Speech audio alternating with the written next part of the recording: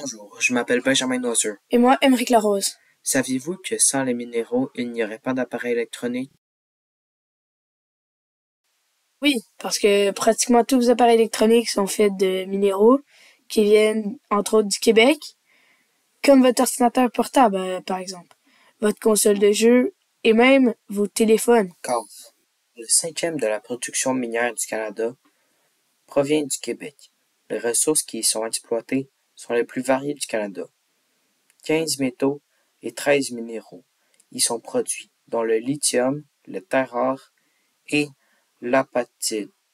Ce qui veut dire que s'il n'y avait plus de minéraux au Québec, nous ne pourrions plus produire la majorité des appareils électroniques que vous utilisez dans la vie de tous les jours.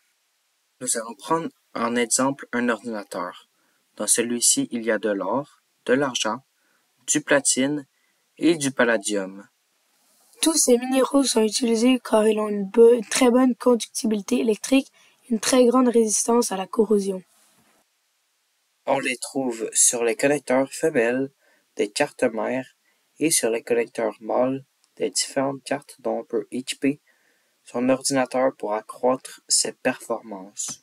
Et maintenant, parlons des téléphones cellulaires, qui, dans ceux-ci, il y a une panoplie de minéraux comme Le cuivre, le lithium, du cobalt, du carbone, du magnésium, du fer, de l'étain, du zinc, du chrome, du nickel, de l'or, de l'argent, du palladium, du platine, de l'europium, de l'yttrium, du terbium, du gallium, du tungstène, de l'indium, du tantal, et en plus, le silicium, le cuivre, l'or, l'argent et le palladium sont les composants principaux de la carte mère et du processeur d'un téléphone.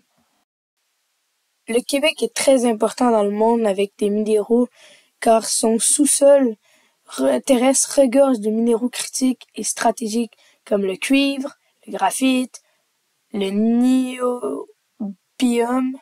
le zinc, le cobalt, le nickel, le titane et même du lithium.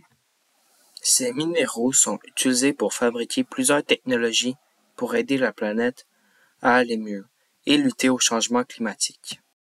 Et mesdames et messieurs, c'était tout pour aujourd'hui. Nous espérons que vous avez bien aimé notre présentation sur comment la vie serait sans les minéraux du Québec.